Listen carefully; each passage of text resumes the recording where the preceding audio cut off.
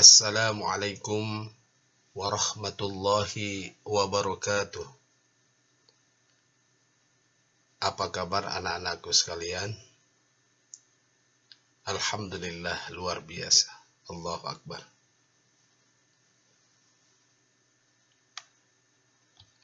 Anak-anak sekalian yang Pak Guru banggakan, patutlah kita bersyukur kepada Allah Subhanahu wa Ta'ala karena di kesempatan ini kita masih diberi kesempatan kesehatan dalam mengikuti pembelajaran Al-Quran Hadis di Madrasah Alia Negeri Manokwari ini, khususnya di kelas 11 IPA di semester ganjil tentunya pada tahun pelajaran 2023-2024. Adapun materi yang akan kita bahas pada kesempatan ini tentang hakikat penciptaan manusia. Insya Allah Pak Guru akan membersamai anak-anak sekalian dalam pembelajaran khususnya Al-Quran Hadis. Untuk itu Pak Guru berharap kalian semua tetap semangat dan sehat selalu dalam mengikuti setiap pembelajaran di Madrasah Alia Negeri Manokwari ini. Amin.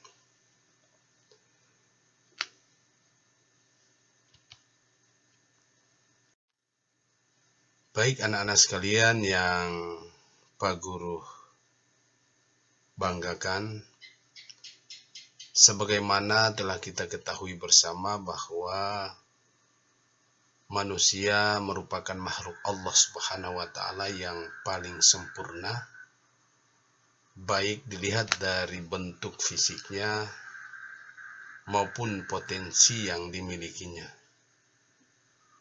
Tentu tidak ada makhluk yang bisa menandingi manusia. Oleh karenanya manusia berpotensi untuk menjadi makhluk Allah Subhanahu wa Ta'ala yang paling mulia di alam semesta ini. Bukan dilihat dari aspek penampilannya saja, namun juga dari hakikat penciptaannya. Mulai dari sejak kehadirannya sampai kematiannya, itu merupakan hal-hal yang unik dan tidak dimiliki oleh makhluk-makhluk lainnya. Untuk itu di kesempatan yang berbahagia ini, kita sama-sama mempelajari tentu tentang hakikat penciptaan manusia itu sendiri.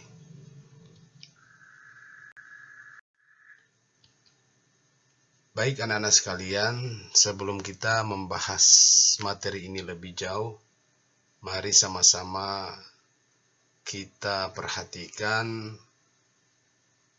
apa yang menjadi tujuan pembelajaran kita pada kesempatan ini. Yang pertama, peserta didik dapat menganalisis makna dan isi kandungan dari Quran Surat Al-Mu'minun ayat 12-14. Kemudian yang kedua, peserta didik dapat menganalisis makna dan isi kandungan Quran Surat An-Nahl ayat 78.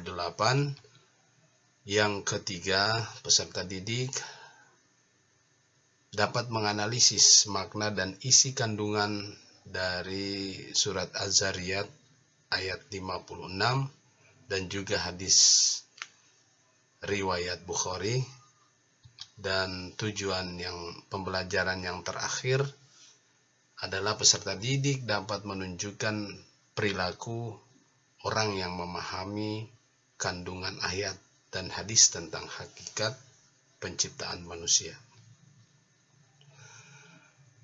Baik anak-anak sekalian yang Pak Guru banggakan,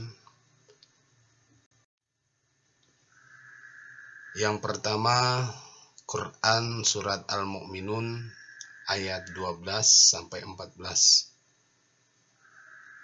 Sebagaimana yang berbunyi, وَلَقَدْ خَلَقْنَا الْإِنسَانَ مِنْ سُلَالَةٍ مِنْ طِينٍ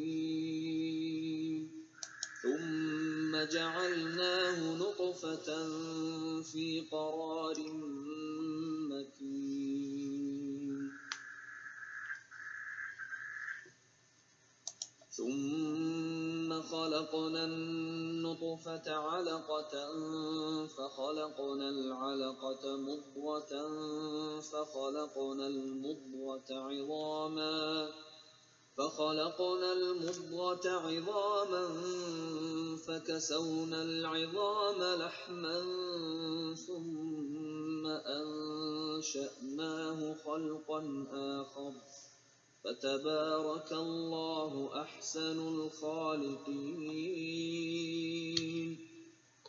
yang artinya, dan sungguh kami telah menciptakan manusia dari saripati, berasal dari tanah, kemudian kami menjadikannya air mani yang disimpan dalam tempat yang kokoh atau rahim. Kemudian air mani itu kami jadikan sesuatu yang melekat. Lalu sesuatu yang melekat itu kami jadikan segumpal daging.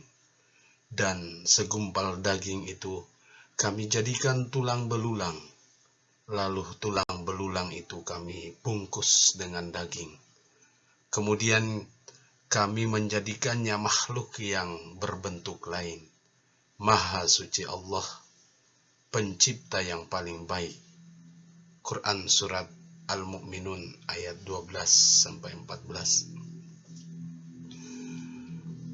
Dari ayat tersebut dapat kita pahami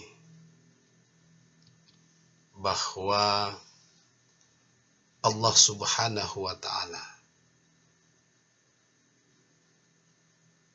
menciptakan manusia dari saripati yang berasal dari tanah. Kemudian dengan kekuasaan dan kebesaran Allah, saripati yang berasal dari tanah tersebut Allah jadikan nutfah atau air mani. Dalam istilah ilmu biologi dapat kita pahami, air mani laki-laki disebut sebagai sel sperma dan air mani perempuan disebut sebagai sel telur atau ovum. Kemudian pertemuan dalam proses pembuahan, keduanya berada dan tersimpan dalam tempat yang kokoh yang bernama rahim seorang perempuan atau seorang ibu. Selanjutnya kemudian dijelaskan juga bahwa ketika telah berada dalam rahim seorang perempuan dalam kurun waktu tertentu, kira-kira 40 hari, nutfah tersebut berkembang menjadi alaqah, segumpal darah. Kemudian dalam kurun waktu tertentu pula, alaqah atau segumpal darah tersebut kemudian berubah menjadi mudghah atau segumpal daging. Lalu selama kurun waktu tertentu, kemudian mudghah atau segumpal daging tersebut kemudian berubah menjadi tulang belulang yang terbungkus daging. Dan pada akhirnya tumbuh dan berkembang menjadi anak manusia, sebagaimana telah disebutkan juga dalam ayat tersebut. Subhanallah. Betapa luar biasanya Allah Subhanahu wa Ta'ala dalam menciptakan kita semua melalui tahapan proses yang begitu unik dan menakjubkan. Anak-anak sekalian yang Pak Guru banggakan. Hal ini kemudian juga diterangkan atau dijelaskan oleh Allah dalam surat yang lain terkait dengan bagaimana proses kemudian manusia atau bayi yang berada di dalam rahim ibu itu dikeluarkan ke muka bumi ini oleh Allah Subhanahu wa ta'ala. Hal ini sebagaimana diterangkan di dalam surat An-Nahl ayat 78 sebagai berikut. Wallahu akhrajakum min butuni ummahatikum la ta'lamuna shay'an وجعل لكم السمع والأبصار والأفئدة لعلكم تشكرون.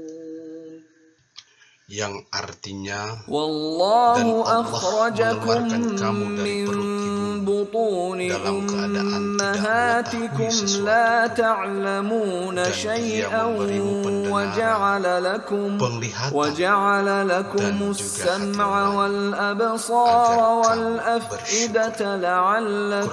bersyukur. Quran Surah An-Nahl ayat 78. Di dalam surat An-Nahl ayat ke-78, Allah hendak menjelaskan kepada kita bahwasanya pada surat An-Nahl tersebut masih berkaitan dengan makna yang terkandung dari surat Al-Mu'minun yang telah disebutkan sebelumnya, di mana Allah Subhanahu wa ta'ala menegaskan bahwa ketika seorang anak manusia terlahir ke dunia tanpa mengetahui apa-apa, tidak membawa apa-apa, dan tidak juga memiliki apa-apa. Kemudian dengan kekuasaan dan kasih sayang dari Allah Subhanahu wa ta'ala, manusia kemudian dibekali dengan atribut pelengkap yang nantinya dapat berfungsi untuk mengetahui segala sesuatu yang sebelumnya tidak pernah ia ketahui. Atribut-atribut yang dimaksudkan tersebut ialah berupa 3 unsur penting dalam proses pembelajaran bagi manusia, yakni yang pertama adalah pendengaran yang kita miliki, penglihatan yang ada pada mata kita, dan juga hati dan akal pikiran yang kita miliki. Ketiga atribut ini yang kemudian Allah bekali untuk kita semua, sehingga kita diharapkan menjadi makhluk Allah yang sempurna, makhluk Allah yang sangat luar biasa, yang insya Allah dengan pendengaran kita, penglihatan kita kemudian dapat memaknai dengan akal pikiran atau hati kita, sehingga kita mengetahui apa yang kemudian dikehendaki oleh Allah Subhanahu wa ta'ala dalam hidup dan kehidupan ini. Anak-anak sekalian yang Pak Guru banggakan, tentu di dalam suatu proses pasti ada tujuan yang kemudian Allah inginkan kepada kita. Apa tujuan daripada Allah menjadikan manusia itu? Hal ini sebagaimana digambarkan oleh Allah Subhanahu wa taala di dalam surah Az-Zariyat ayat ke-56 yang berbunyi, وَمَا خَلَقْتُ الْجِنَّ وَالْإِنسَ إِلَّا لِيَعْبُدُونِ, yang artinya وَمَا خَلَقْتُ Aku tidak menciptakan jin الْجِنَّ dan manusia وَالْإِنسَ melainkan agar إِلَّا mereka beribadah kepadaku. لِيَعْبُدُونِ. Di dalam Quran surat Az-Zariyat surat ke-51 ayat 56 tersebut Allah Subhanahu wa taala menjelaskan kepada kita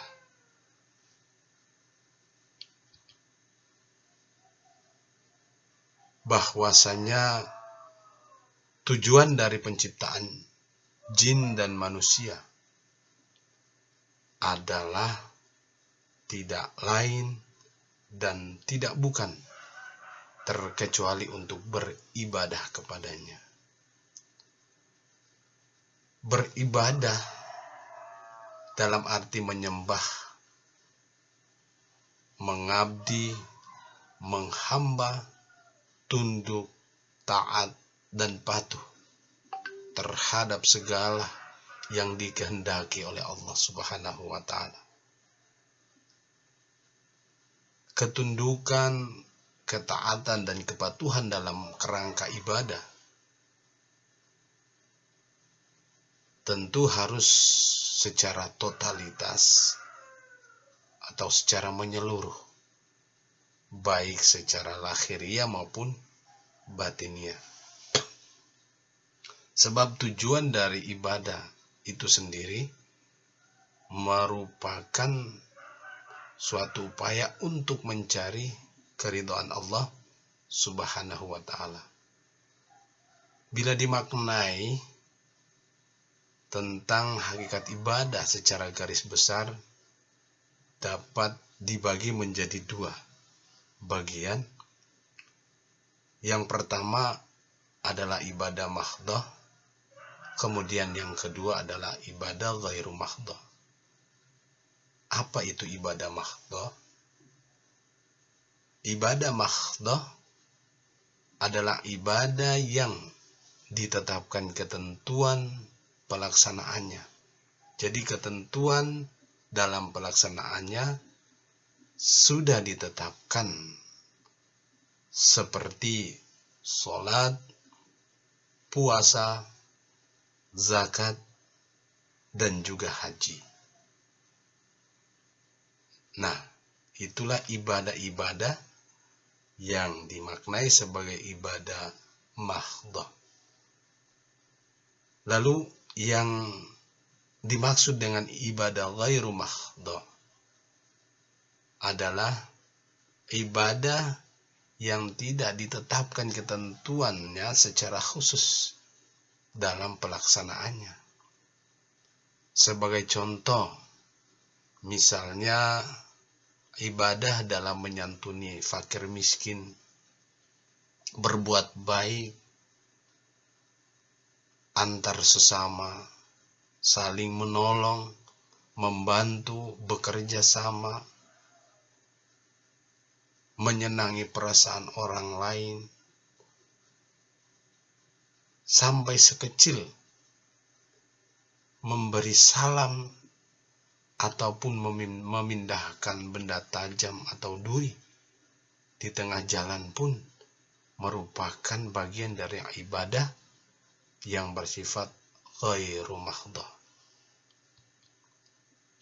Anak-anak sekalian yang Pak Guru banggakan, ibadah juga merupakan suatu bukti bukti rasa syukur kita sebagai manusia yang telah diciptakan oleh Allah Subhanahu wa taala.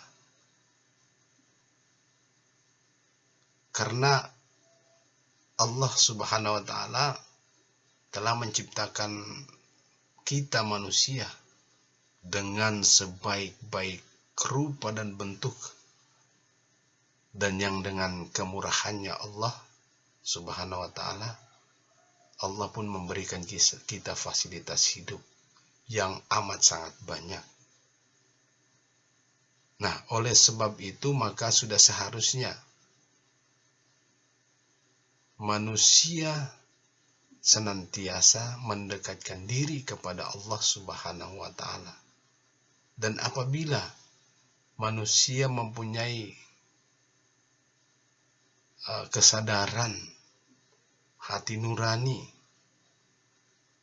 atas apa yang telah Allah berikan kepada kita, maka hal tersebut dapat memotivasi kita untuk senantiasa beribadah kepada Allah Subhanahu wa taala. Lain halnya apabila ada manusia yang tidak mempunyai kesadaran, tidak pernah memiliki rasa syukur atas segala nikmat yang Allah berikan kepadanya, maka tentu ia akan menjadi manusia yang tidak mau tunduk, tidak mau taat, justru ia mengingkari Allah Subhanahu wa taala, dan betapa meruginya orang-orang yang seperti itu. Padahal di dalam proses penciptaannya sampai pada tujuannya ia tidak memahami dan melaksanakannya dengan baik. Kemudian anak-anak sekalian yang berguru banggakan, terkait dengan masalah ibadah, Rasulullah Shallallahu Alaihi Wasallam telah menegaskan dalam sebuah hadis yang diriwayatkan oleh Bukhari yang berbunyi, Haddatsana Abu Nu'aimin qala haddatsana Mis'arun an Ziyadi qala sami'tul Mughirata radhiyallahu anhu yaqul in kana an-nabiy sallallahu alaihi wasallam la yaqumu liyusalli hatta tarima qadamahu aw saqahu fayuqalu lahu fayaqul afala akunu abadan syakura, yang artinya diceritakan kepada kami oleh Abu Nu'aim dari Mas'ar bin Ziyad bahwa aku mendengar Al-Mughirah radhiyallahu an berkata, ketika Nabi Shallallahu Alaihi Wasallam bangun untuk mendirikan sholat malam hingga tampak bengkak pada kaki atau betis beliau, lalu beliau dimintai keterangan oleh tetangganya, maka beliau menjawab, apakah memang tidak sepatutnya aku menjadi hamba yang banyak bersyukur? Hadis riwayat Bukhari. Subhanallah, betapa mulianya, betapa hebatnya rasa syukur yang tertanam dalam diri seorang baginda Muhammad sallallahu alaihi wasallam, sehingga beliau begitu ingin berterima kasih kepada Allah Subhanahu wa taala. Beliau ingin bersyukur dengan cara melaksanakan ibadah kepada Allah Subhanahu wa taala. Dengan demikian maka dapat kita pahami dan kita petik pelajaran penting dari apa yang telah dilakukan oleh Rasulullah Sallallahu Alaihi Wasallam dan juga apa yang telah digambarkan oleh Allah di dalam surat-surat atau ayat-ayat yang telah disebutkan di atas. Maka dapat kita maknai bahwasanya manusia telah melalui serangkaian proses yang sangat unik dan menakjubkan dalam proses penciptaannya. Jauh melebihi makhluk Allah Subhanahu wa taala lainnya. Hal ini sekaligus menunjukkan bahwa Allah Subhanahu wa taala adalah zat yang maha besar, maha kuasa. Allah adalah zat yang maha pencipta dan sebaik-baik pencipta. Tidak ada yang dapat menandingi setiap hasil ciptaan Allah Subhanahu wa taala. Maka sebagai manusia, makhluk yang sempurna yang diberikan berbagai kelebihan oleh Allah Subhanahu wa taala, di mana manusia berkedudukan jauh lebih tinggi dibandingkan makhluk Allah lainnya. Maka manusia mengemban misi agung sebagaimana yang dikehendaki oleh Allah Subhanahu wa taala, yakni menjadi khalifah fil ard, menjadi wakil Allah di muka bumi.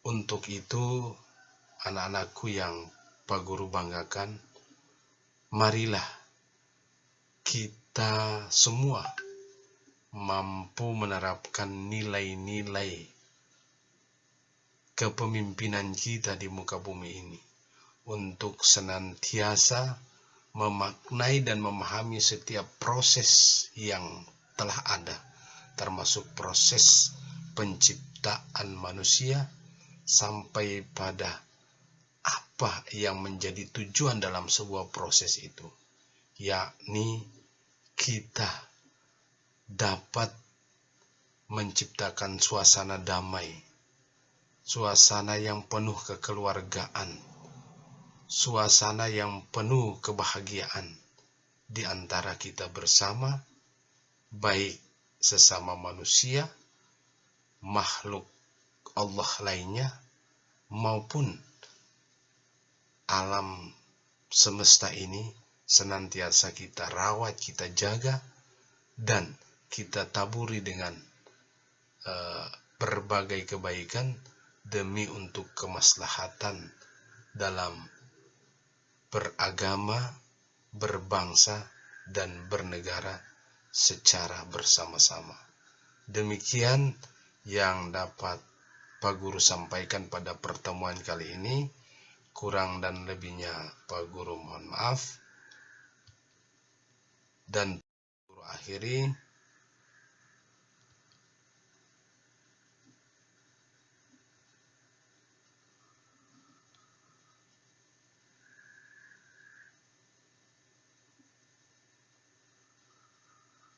wassalamualaikum warahmatullahi wabarakatuh.